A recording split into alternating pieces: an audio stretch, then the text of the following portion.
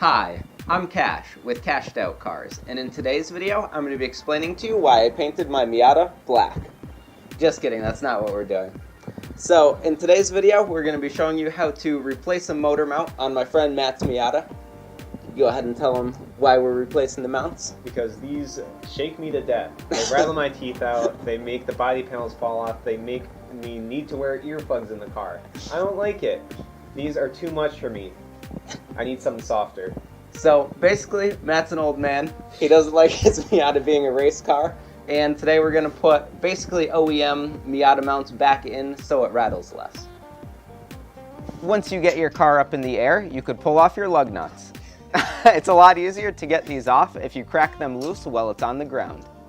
Next, you'll have to remove the splash guard that's under the engine. To remove this, you'll have to take out the 10mm fasteners that hold it on. With the splash guard removed, you have access to your motor mount. There are 3 bolts that hold it on, plus one 17mm fastener that bolts to the subframe. Before you start taking bolts out of the mounts, put a jack under the transmission bell housing to prevent the motor and transmission from moving once you start removing bolts. Once your engine is nice and supported, you could crack your 17mm nuts on the engine mounts loose, and then once both sides are cracked loose, you could go ahead and remove those bolts. Then you could go ahead and loosen the bolts in the motor mount. Now, these are sort of hard to crack sometimes, so you might have to use a long breaker bar, but once they're cracked, you could remove them with a ratchet. Now your motor mount will be loose and you'll be able to wiggle it around and free it up from the car. Hello, motor mount. We're actually swapping aftermarket mounts out of this car to put OEM ones back in. And with the OEM mount, you could actually swap out this rubber piece so you don't have to replace the whole mount. And to do that, there's this one nut here that you have to remove, and then the mount will come out. Here we are removing the rubber part of the mount from the metal piece.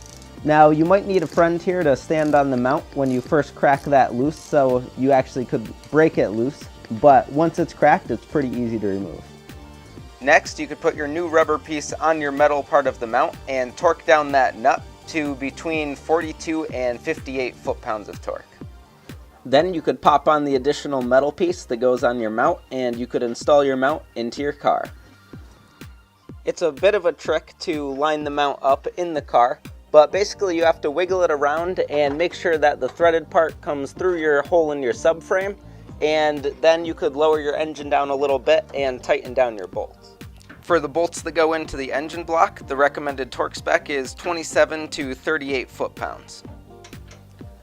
The very last thing to do is to lower down your engine as much as it'll go and reinstall the nut that holds the mount to the subframe.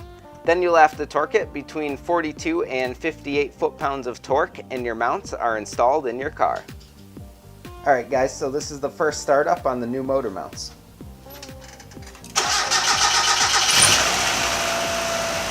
Wow! That's incredible. That's so smooth. I'm not deaf. The body panels aren't falling off. I can't believe that. That's incredible. Woo! So guys, that's it for this video. Thank you so much for watching, and I hope it helps you replace your motor mounts in your Miata. Huge thank you to Matt for working on the car and letting us use his car for the video. And yeah, going back to this OEM style mount definitely made it a lot softer. My dentures don't fall out anymore, so I'm very happy about it. On that note, subscribe for more, and I hope you stick around for the next one. Take care.